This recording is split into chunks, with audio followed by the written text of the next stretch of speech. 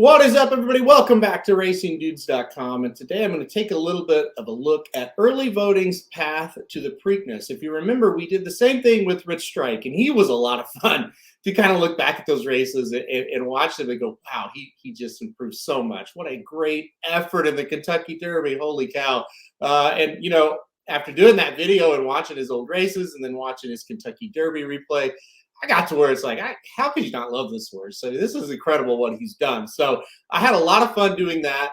You know, obviously, early voting's path to the Preakness is not going to be as crazy, obviously. This is a horse that certainly made sense in the Preakness, went off at 5-1, was coming off a second place, very close second place effort in the Wood, and had won the Withers as well. And so this horse looked well meant for the race, trained up to it beautifully, and won it. All right, but let's watch it anyway. So he broke his maiden in December of last year in a maiden special weight going 1 mile at Aqueduct. And so now the next race, and this was the first race of this year, it was the Withers Stakes at Aqueduct going 1 1/8. And I will play the video now. There we go. And you're going to want to pay attention to the 9 horse. And there he goes. There goes early voting, shooting out to the lead. The first sign that this horse was serious was Jose Ortiz came up to ride. This is in February at Aqueduct, and Jose Ortiz skipped a day at Gulfstream to come ride this horse. So you knew he was serious. Here he comes up the backside. He was gunned out of there for speed. And you're just going to see him set a pretty swift pace here for Aqueduct purposes, especially in February. So he's out on a nice early lead. You see, he's very relaxed. All of his races, he seems to be pretty relaxed. He's fast. And he goes fast, but he doesn't just, exert himself just over the top. So out to an early lead. And the second place horse right there was a horse that actually won the Jerome, Courvoisier. So Courvoisier is stalking the pace here. You see the opening fraction, 23.57. The half goes in 48.4. And when you're a horse with his kind of speed, you're in good shape there. 6-5, as you see, he was bet down. Everybody saw that Jose Ortiz came up that day. And they knew he was serious. So he turns for the corner here, and like a good speed horse should do, starts to put away those horses that are kind of sitting off of his flank. And so he starts to separate. Look at Jose. He's getting way out on the track. That's when you know that the rider thinks he's got way the best horse. He's not worried about anything, just keeping him out of trouble. There's really nobody coming at this point. And so he turns for home with a huge lead here. Cruise 3/4, 114-2, and this thing is over from here. And watch him just kind of gallop out the stretch. Now, one thing about it, he does kind of seem to get a little tired, maybe the last 16th here. But I think more than anything, maybe just a young, kind of immature horse, kind of set it on idle. Maybe he's looking around going, where is everybody else? Why am I this far ahead? So, but still, very impressive race. Strides out pretty nicely.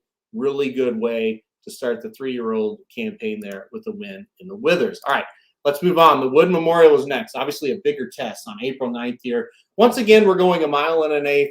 And once again, I'll play the Wood Memorial. And you're going to see he just shoots out to the front. Once again, there he is, the 3 horse. I should have said that. Sorry. He shoots out right to the front.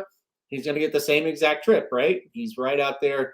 And again, you can see nobody really can go with this horse early in this race either. The eventual winner of this race, Mo Donegal, I'll put my mouse right there if you guys kind of circle. He's back here second to last. He's the 1 horse, so you can kind of keep an eye on him. Once again, early voting, like I said, out to the front, just kind of cruises around here.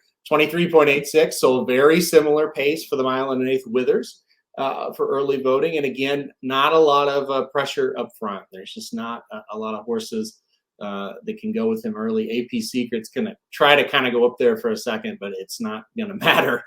He can't keep up with the natural cruising ability. And you see, again, he's not really having to be asked. He's just naturally cruising on the lead, 47.75. So he went a little quicker in the Wood Memorial than he did in the Withers, but still, he's well within himself. He's in a good spot. And it looks like here as he turns for home, he's going to be awfully tough to beat. And you see, Mo Donegal, he's not a great mover on the turns, but now here he comes. Once they ask him to go, here he comes, and he's going to make a big move here. 3/4, 111-5. So obviously early voting a little bit faster in that middle fraction this time, and that's may have been what ultimately got him beat, or this could have been Mo Donegal's a nice horse. But here comes early voting. They're going to ask him. Mo Donegal, a nice heady ride here, saves all the ground on the rail. It's kind of fun to watch him come back. Still, though, it looks like early voting is going to put him away. or at least hold him off at this point. But here comes the big striding Mo Donegal. Early voting's really trying. You see they're separating from the pack a little bit here. In the very end, early voting, bam, gets nailed right there by Mo Donegal. A really nice effort from both the top two finishers. And as we know now, set early voting way up, or set up early voting very nicely for the biggest race of his life in the Preakness. All right, he's the 5 horse in the Preakness, and we're going to see a couple of big differences from those 2 races we just watched in this one. So it was pretty interesting to watch this back. All right, here comes the Preakness. Like I said, he's the 5. Again, of course, always breaks well, and he broke well there. He broke out running. You don't really have to ask him for a lot of speed. He's just naturally fast early on. Now, here's the big difference. We saw him in front. Look at this. In these last 2 races I meant. So I'm in front here. We're going to try to rate him off this 7-horse Armagnac. We're going to try to see if he'll sit in second. And look what he does. He kindly sits in second for Jose Ortiz. He's not chasing. He's very well within himself. And look at that opening fraction, 24-3, and he's not on the lead. So he is going the slowest he's ever ran early in the race. And I think that's why you're going to see a much stronger, I don't know, much stronger. That may be a little bit exaggerated, but a stronger finish to his races than we saw in the first 2. First 2, and there you go, 47-4. And again, he's not setting that pace. So he's right there, well within his range of how he wants to run early. He's very relaxed. He's not chasing the 7-horse. He knows, Jose, I should say, knows that the 7's going to come back to him. So he's in great shape. He's just waiting there, biding his time. And, you know, he had to be feeling good. So now here comes the 7. He's going to come back. And now early voting has rated off the speed. And look at Jose. He's looking around saying, hey, where is everybody? Okay, I'm in good shape here. He sees Secret Oath there. He says, all right, let's try to outkick this filly now. Let's see if we can do it. And like I said, I think you just saw a stronger kick from this horse down the lane because he was just kind of rated off the speed. And look at him. He seems to be finishing with a lot more than he did in those last 2 races that we saw. So early voting, like I said, really good. He drifts out a little bit, but still didn't lose a lot of momentum. Here comes Epicenter on the rail. But early voting's got him put away by this point. So a strong effort, a great ride, and a horse that just seems to be getting better with each race. So early voting, Preakness winner. He earned it. Great trip, great ride, and Chad's happy. So for the first time ever, maybe Chad's happy. All right, so that's it.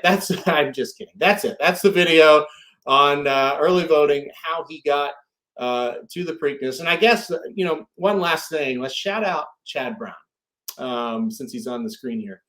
I had a tweet the other day. I said, this guy deserves a ton of credit. He's handled his horses beautifully throughout this thing. This is a guy a lot of people think is just a turf trainer. That is completely false. I know 99% of the trainers out here would love to have his dirt record. He hits at a high percentage on the dirt. He wins graded stakes races all the time in the dirt. So credit Chad Brown. He skipped the Kentucky Derby, even though this horse was qualified to run. He skipped it. He trained him up to the Preakness. They targeted the Preakness, and they said this is his best shot. And he got the job done. He got rewarded. So credit goes to Chad Brown. Credit goes to Jose Ortiz. And most of all, credit goes to the horse. He came out there and ran a fantastic race. He did exactly what the jockey wanted him to do. And all 3 parties here deserve a lot of credit. So hope you guys like this video. We're on to the Belmont next. We'll have tons of Belmont coverage. And then, hey, we're on to Del Mar, Saratoga after that. So a ton to look forward to. The season's just getting started. Hope you guys liked the video, and we'll see you next time.